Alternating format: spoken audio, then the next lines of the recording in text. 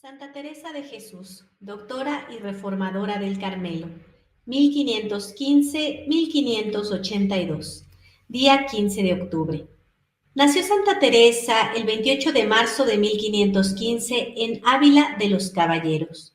Su padre, don Alonso Sánchez de Cepeda, dejó consignado este nacimiento en una cédula que dice así: en miércoles 28 días del mes de marzo de 515 años, nació Teresa, mi hija, a las 5 horas de la mañana, media hora más o menos, que fue el dicho miércoles, casi amaneciendo.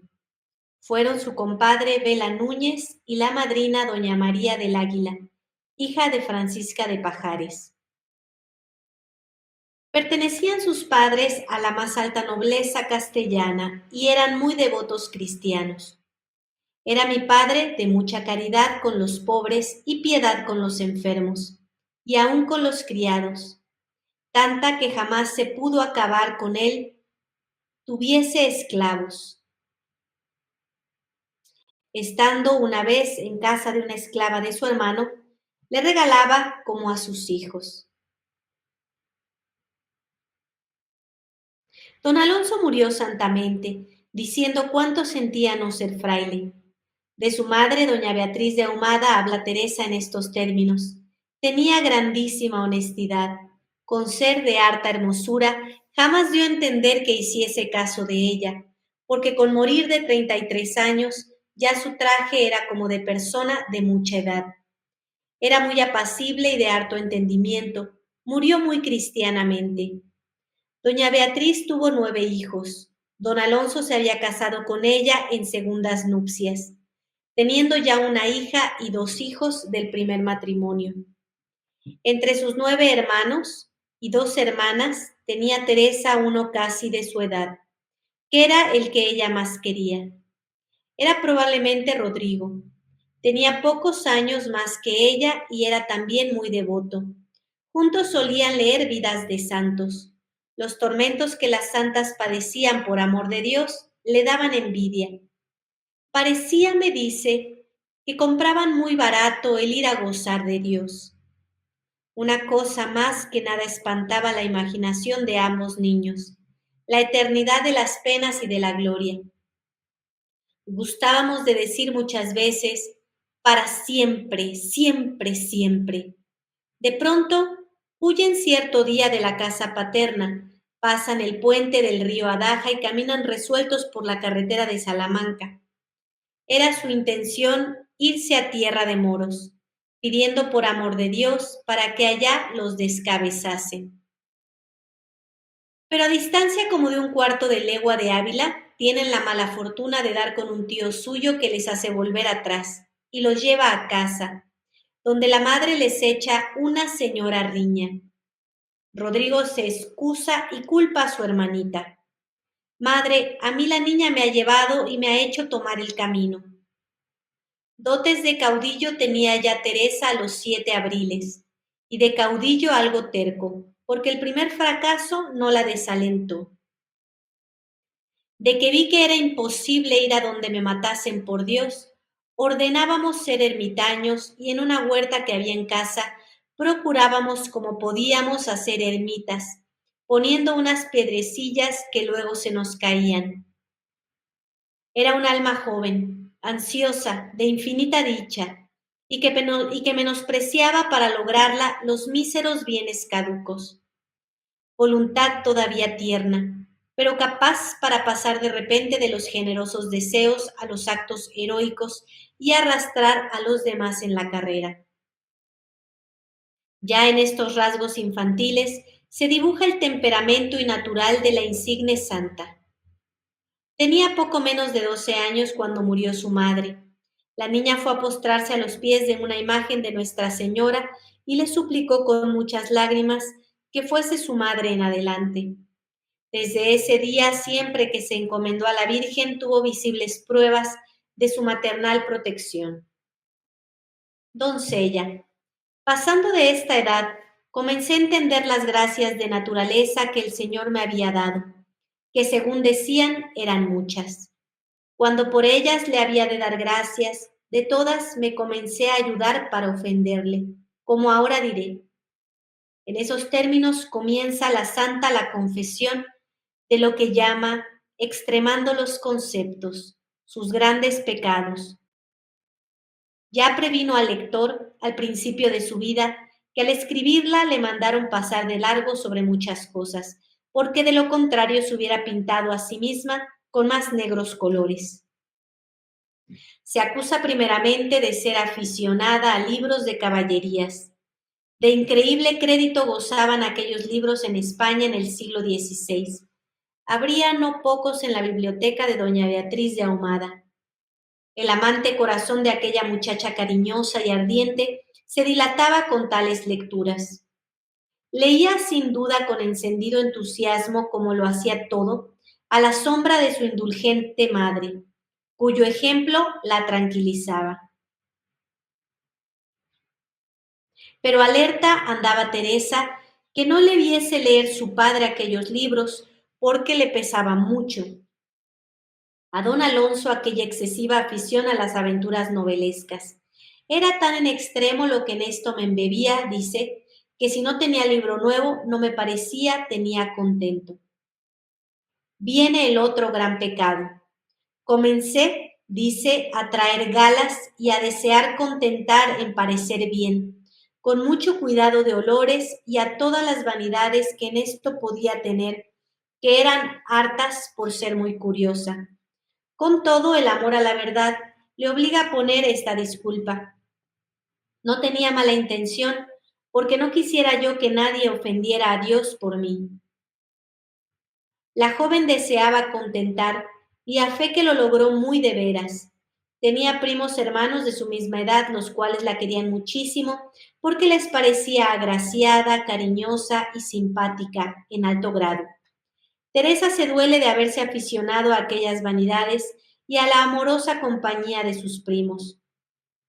¿Qué daño podía seguirse de aquellas relaciones para la santa doncella, cuyo delicado corazón ansiaba tan de veras guardar intacto su honor? Teresa se contenta con declarar que jamás sintió atractivo ninguno hacia aquello que pudiera mancillar su inocencia y que ordenaba su conducta a la luz de los consejos de su confesor. Finalmente tuvo la debilidad de trabar íntima amistad con una parienta que era de livianos tratos y ejercía perniciosa influencia sobre ella. Es así que de tal manera me mudó la conversación con ella que de natural y alma virtuosos no me dejó casi ninguna señal. Querría escarmentasen en mí los padres para mirar mucho en esto. Estos son los grandes pecados de la juventud que lloró Teresa toda la vida. A menudo en su biografía sale a relucir la palabra pecado. No olvidemos que no se debe tomar al pie de la letra su humilde confesión. Cuanto más santa es un alma, más suele temblar al menor roce del mal. En el monasterio de la Encarnación de Ávila. Este hervor de la juventud duró poco tiempo. Don Alonso de Cepeda tomó pie del casamiento de su hija María para dejar a Teresa de interna con las agustinas de Nuestra Señora de Gracia. Tenía a la sazón 16 años. Pasados 8 días de profunda nostalgia, sosegóse el espíritu de Teresa. Estaba mucho más contenta que en casa de mi padre. Eso no le impedía ser enemiguísima de entrar monja. No obstante, el trato con una santa religiosa, María Briceno, disminuyó aquella aversión al claustro y tornó a poner en su pensamiento deseos de las cosas eternas. Poco a poco iba sometiendo su voluntad a la divina, mas todavía deseaba no fuese Dios servido darle vocación de monja. En este tiempo cayó enferma y pasó unos días en casa de su tío Sancho de Cepeda, varón devotísimo. A raíz de las conversaciones que tuvo con aquel siervo de Dios, la nada de los bienes caducos se le presentó al espíritu tan al vivo como en su niñez. Empero su voluntad más tenaz que cuando tenía 7 años, se resistía al divino llamamiento. Poco a poco, dice, me determiné a forzarme para tomar estado de monja. Empleó un ardid contra sí misma que fue declarar a su padre aquella determinación, porque era tan honrosa, dice, que me parece no tornará yo atrás por ninguna manera, habiéndolo dicho una vez.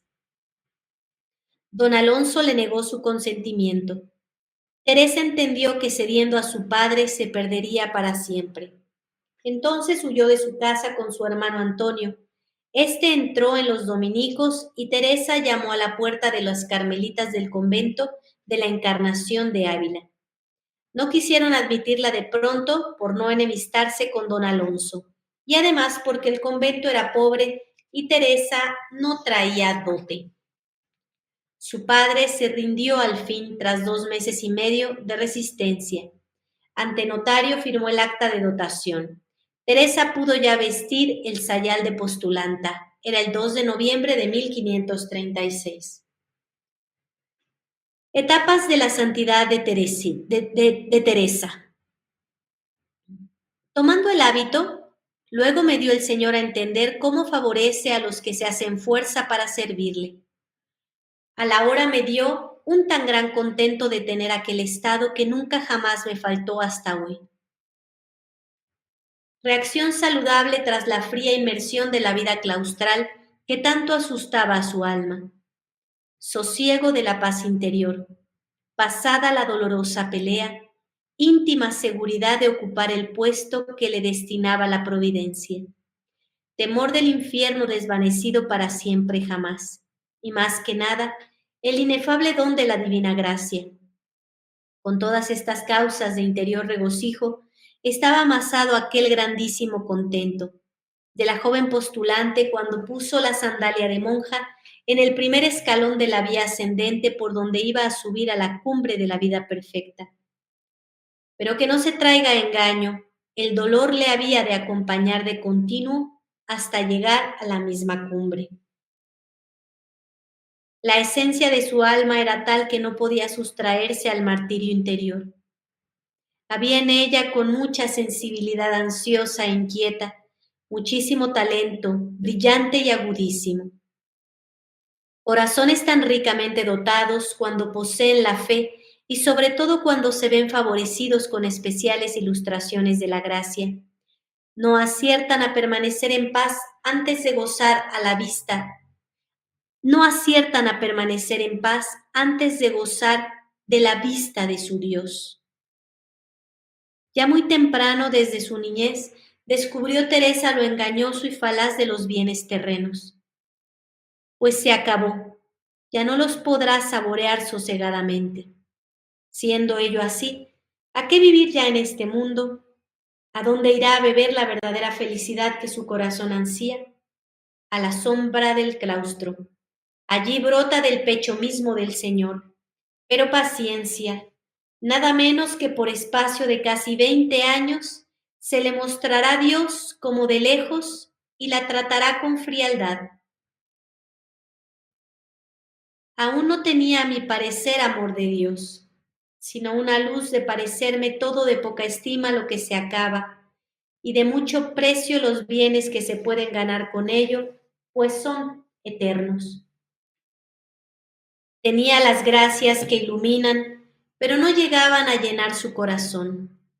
Entonces aquel pobre corazón privado de goces sobrenaturales se aboca a los bienes delicados, pero humanos que no faltan en la vida común, y más cuando se tiene un natural privilegiado como el de la santa. Preciso es conocer además que el claustro de Ávila tenía muy abiertas sus puertas.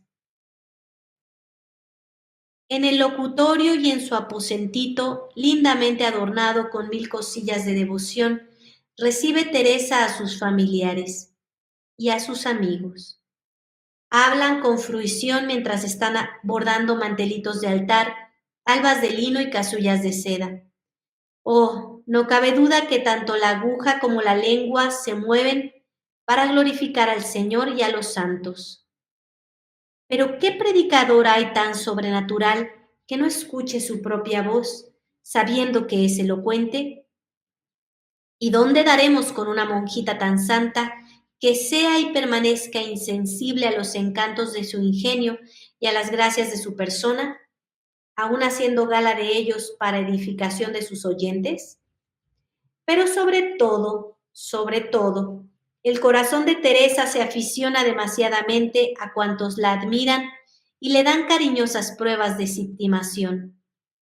Evidente es a todas luces que su amor es como su alma, ideal y purísimo, pero se complace excesivamente en la dulcedumbre de amar. En el altar de su corazón arde incienso entre Dios y las criaturas. Quiere probar las dos copas.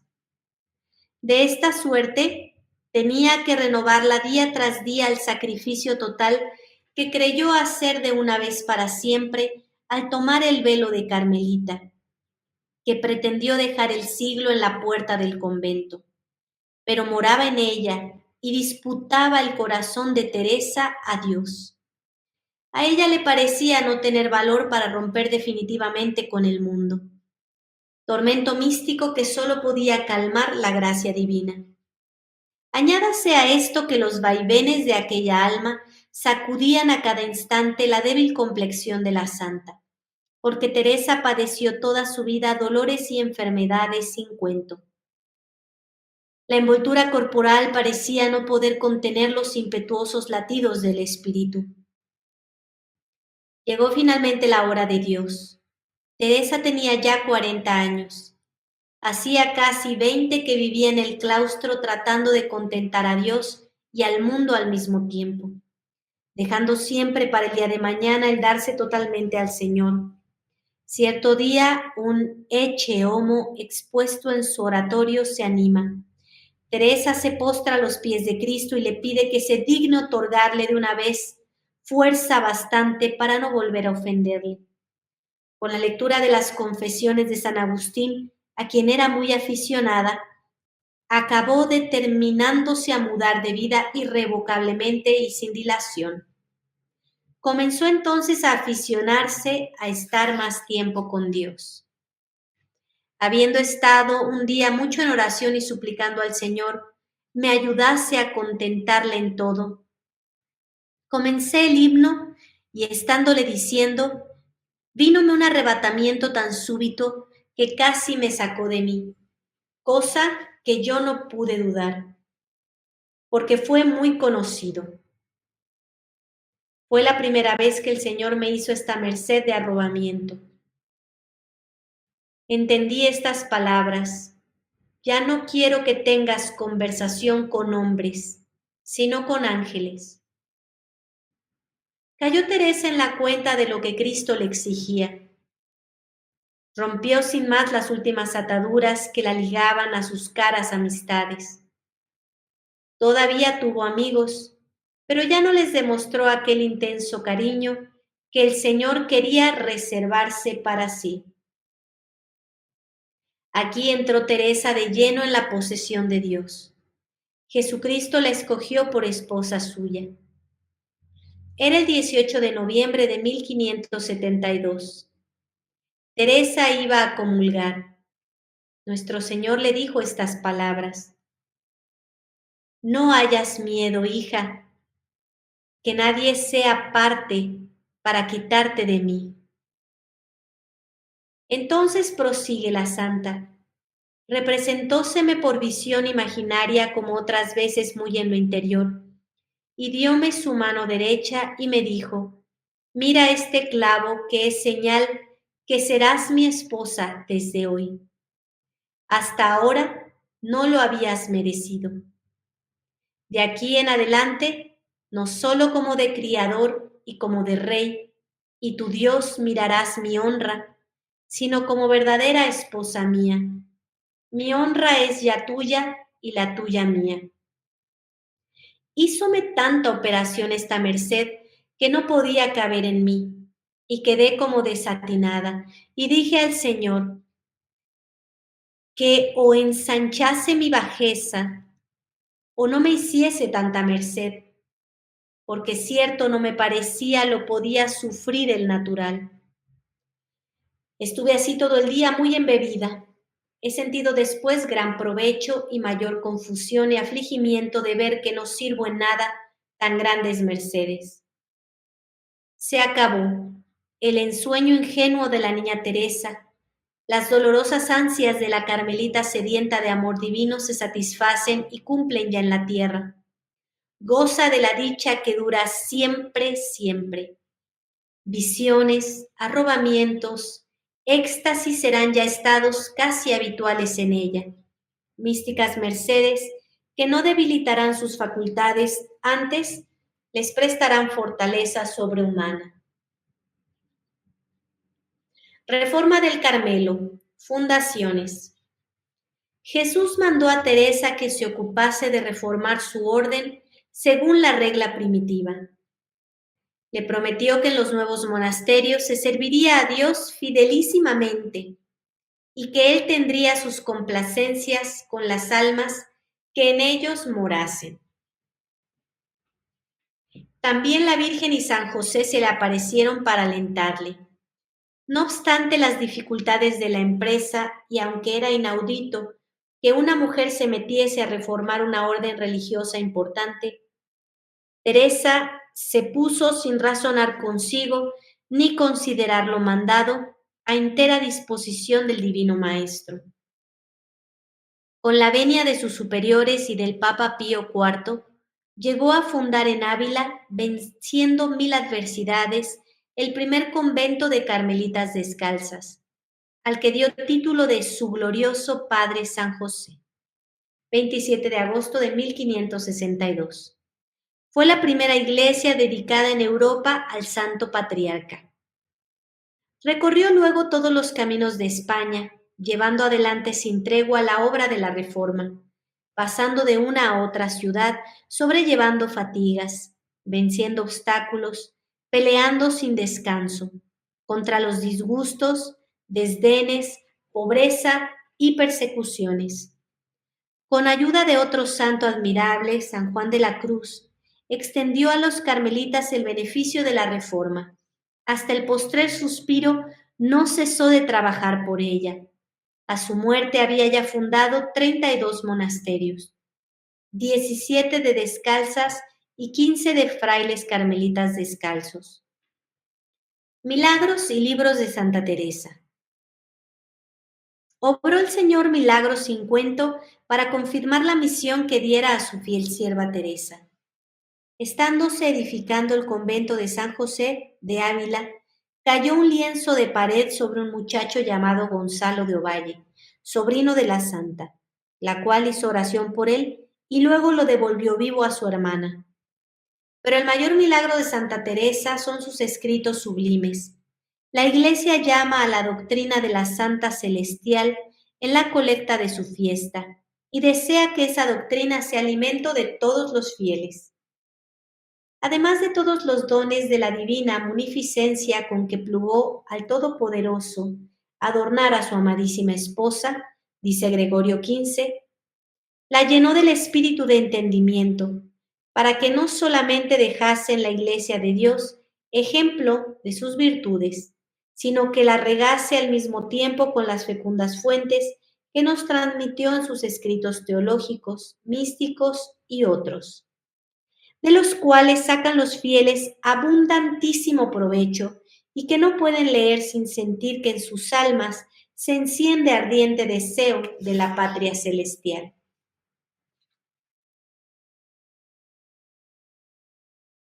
A Dios gracias, todos, hasta los protestantes, respetan hoy sus escritos.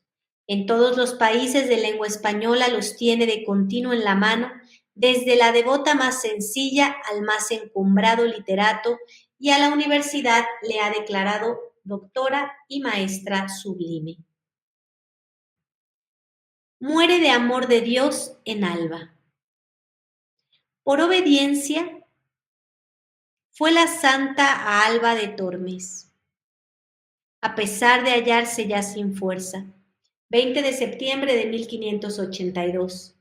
El día de San Miguel, llamó al padre Antonio de Jesús y le pidió los últimos sacramentos. Mientras esperaba el santo viático, dijo a las monjas que la rodeaban: Hijas, por amor de Dios, os pido que guardéis fielmente las reglas y las constituciones de nuestra orden. Al ver entrar el Santísimo Sacramento en su celda, se quiso echar de la cama, pero se lo impidieron. Señor y esposo mío, dijo, por fin llegó el momento que tan ardientemente deseaba. Dio gracias a Dios de haber nacido católica.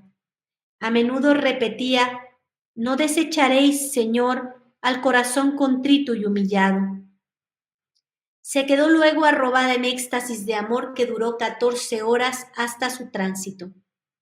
Fue tan grande el ímpetu de su espíritu en aquel último arrobamiento que rompió el amor las ataduras del cuerpo, como lo reveló después la santa a la Madre Catalina de Jesús, y con esto voló su bienaventurado espíritu al Señor entre las 9:10 de la noche, el 4 de octubre de 1582. Murió de 67 años y medio, habiendo vivido 47 en la religión. El año mismo de la muerte de la santa, enmendó Gregorio XIII el calendario que a la sazón iba retrasado de 10 días. Como esta reforma había de hacerse precisamente del 4 al 5 de octubre, el día siguiente de su muerte, fue el 15 de dicho mes, fecha que se determinó para la festividad de la santa. El Papa Gregorio XV la canonizó el 12 de marzo de 1622, juntamente con los santos Isidro Labrador, Ignacio de Loyola, Francisco Javier y Felipe Neri. Clemente IX, el 11 de septiembre de 1668, mandó celebrar su fiesta con rito de doble. El corazón de Santa Teresa y todo su cuerpo se veneran en el Carmelo de Alba de Tormes. Vemos cómo hoy estamos en una fiesta muy especial, este día de Santa Teresa. Nos alegramos con el cielo por esta maravillosa santa que comenzó una vida de deseos ardientes por Dios. Después, una mala compañía le apagó ese ardor. Y pese a eso, Dios continuó llamándola. Y ella se hizo religiosa por un buen ejemplo. Aquí podemos sacar muchísimas cosas, pero una de ellas es asegurarnos de que la gente que nos rodee sea gente que arda en amor de Dios, porque de esa manera podemos seguir ardiendo en amor de Dios. De lo contrario, las almas tibias, las almas frías, inclusive almas ateas, sin fe, nos pueden alejar de este amor de Dios. Y entonces ella, por un buen ejemplo de una madre, ella entra a ser religiosa, pero aún es muy tibia. Aún ella le gusta muchísimo bordar manteles, pero estar en la presencia de otras personas, en el diálogo de otras personas, lo cual no era como tal algo malo, no era como tal un pecado, pero al ser una esposa de Cristo, su deseo debería ser estar con el esposo, debería estorbarle todo lo demás. Y entonces ella se va dando cuenta y tiene que hacerse violencia. En varios momentos de la lectura se va viendo cómo ella tiene que hacer esfuerzos hasta que en algún momento recibe este primer arrobamiento, esta visión de Dios, donde le muestra este clavo que señala claramente ese sufrimiento, es estar atado completamente a Él, poner toda su atención a Él. Y por fin se concede este deseo y bueno, ella había sido seleccionada por Dios para reformar el Carmelo. Se habían mitigado varias observancias y bueno, cuando uno tiene observancias que no son muy rigurosas, pues entonces está uno muy flojito. Yo tengo unas orquídeas que me han enseñado muchísimo, porque una orquídea que no está bien sujeta no puede crecer, porque la sujeción da seguridad a las raíces y entonces la orquídea puede crecer con mucha salud y puede florecer. Entonces, si nosotros no nos sujetamos a todas las enseñanzas de nuestro Señor Jesucristo, a todas las enseñanzas de nuestra Madre Santísima, a todas las enseñanzas de los grandes santos, pues tendremos grandes dificultades para lograr florecer tan hermoso como Dios quiere.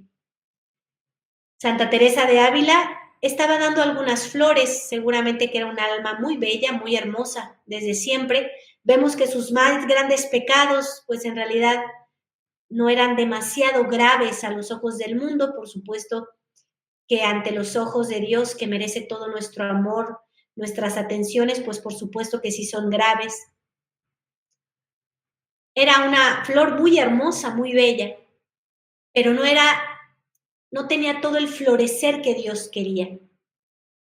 Y cuando tú estás en un jardín y ves un arbusto que te está dando flores y tiene flores, pero en algún momento lo llegas a ver en su máxima floración, muy bello con todas sus flores, sabes que es mucho más hermoso así. Y Dios nos quiere florecientes, nos quiere hermosos, nos quiere santos. Y entonces nuestras tibiezas nos van a impedir poder hacer esto. Así que nosotros esmerémonos, pidámosle a Dios, a nuestra Madre Santísima, que es la flor más bella, el manantial más perfecto, que nos haga santos, que nos ayude a llegar a esa santidad tan hermosa, tan perfecta que quiere Dios darnos, que a cada uno de nosotros ha elegido, pero que nosotros mermamos, que nosotros le impedimos llegar a sernos santos. Así que hoy pidamos a Santa Teresa intervenga en nuestra vida, interceda ante Dios para que nosotros podamos ser tan santos, tan florecientes como Dios lo quiere. No como nosotros creemos que podemos llegar, porque nosotros mismos podemos desanimarnos y pensar que no somos un árbol tan hermoso, una alma tan hermosa, sino que somos cualquiera y seguramente la Madre Santísima junto con Santa Teresa nos pueden llegar a sorprender, porque cuando tú lees la vida de santos te das cuenta que ninguno absolutamente se quedó sin ser tremendamente precioso.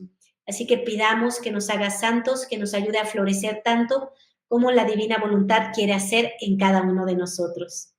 Que Dios me los bendiga. En el nombre del Padre, y del Hijo, y del Espíritu Santo. Amén. Quien desee pedir intenciones para misa, lo puede hacer en el más 52 56 12 06 70 32. Yo soy la Madre Dulce María y cualquier cosa que pueda yo ser de utilidad para ustedes, háganmelo saber. Que Dios me los bendiga.